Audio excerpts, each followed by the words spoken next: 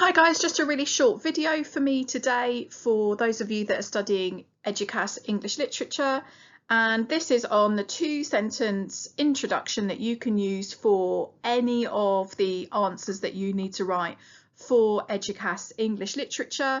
I've got examples for each of the questions for you, so we're just going to get straight into it. So firstly, make sure that you are really clear. It's really good to be clear about what's on each component and to be clear about which texts require context. And you can see here on component 1, the context is required for everybody for the anthology poetry, and on component 2 it is going to be whatever your 19th century text is, and I'm going to do Christmas Carol.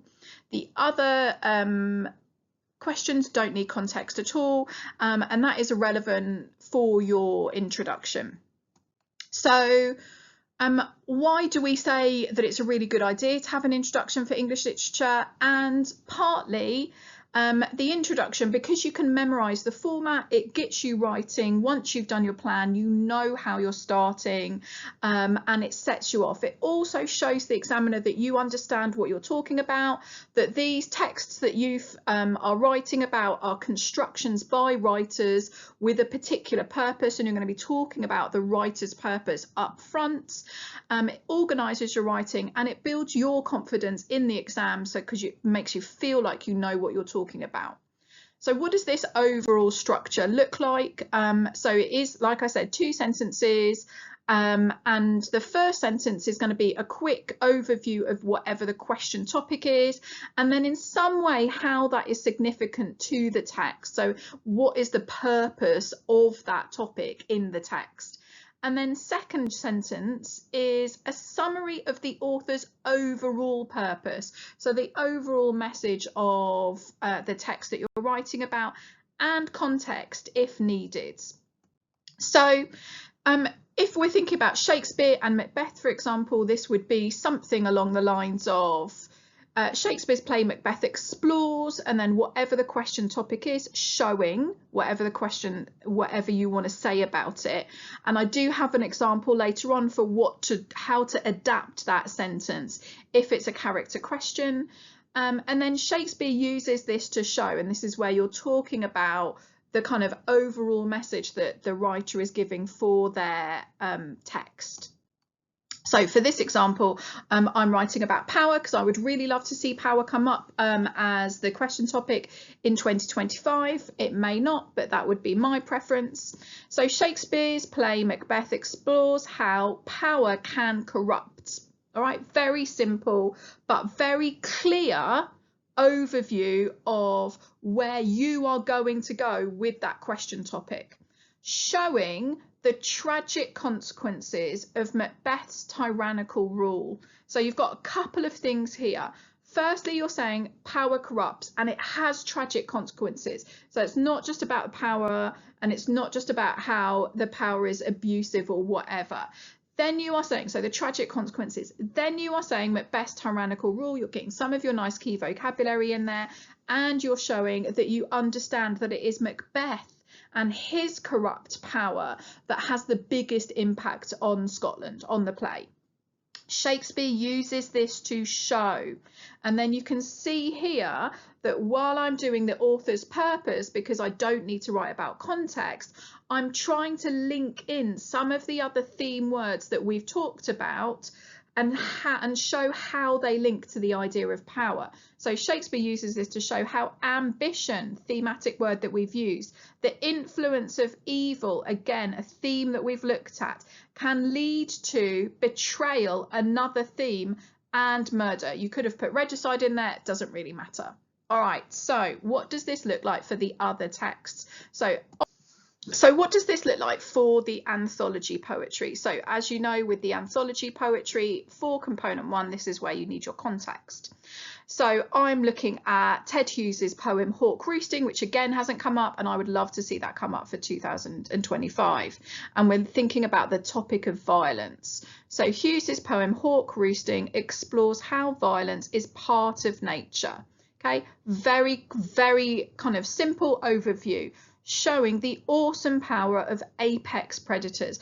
And that highlights the two things that Hardy's focusing on in that poem, is this like incredible power that he sees in nature, and the idea of the apex predator, the unreachable, invincible predator in nature.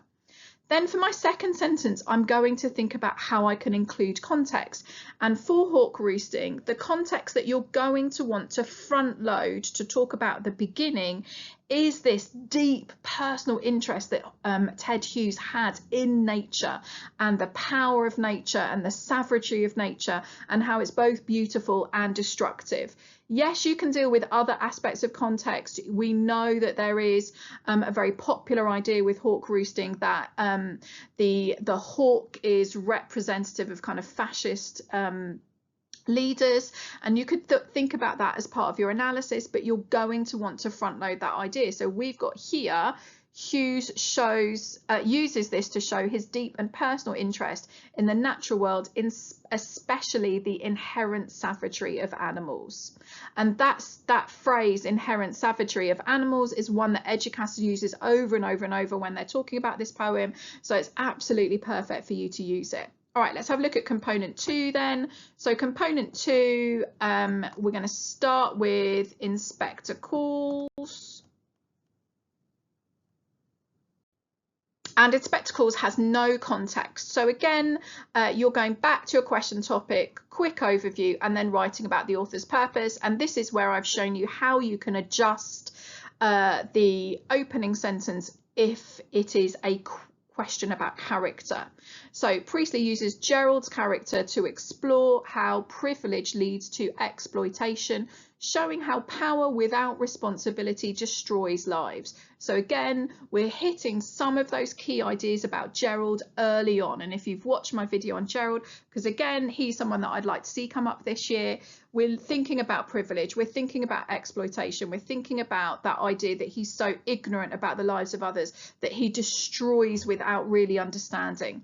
Priestley uses this to show how society needed to change. We're not going to use socialism and capitalism quite yet, because often those work really well for discussion of individual quotations. So we're giving an overview here, how society needed to change, rejecting traditional power structures that let the wealthy manipulate situations for their own gain.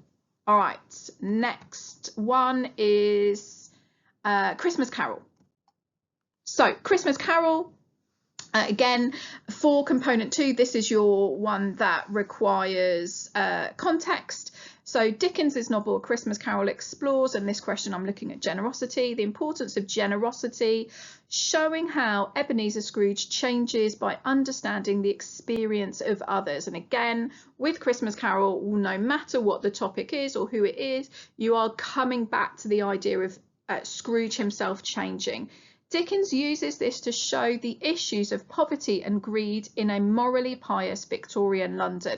And you're highlighting here that you understand the context, Victorian London, very, very religious, morally pious, wanting to prove themselves to be good people, and how Scrooge changes from being what is considered to be bad to becoming good. All right, in terms of section C on component 2, which is the unseen poetry, you don't need introductions for those questions. The exam board wouldn't be expecting them. So I haven't given you an example here. It's a really good idea to go ahead and practice writing introductions as part of your planning. And as always, if you like and subscribe, then apparently that helps this channel.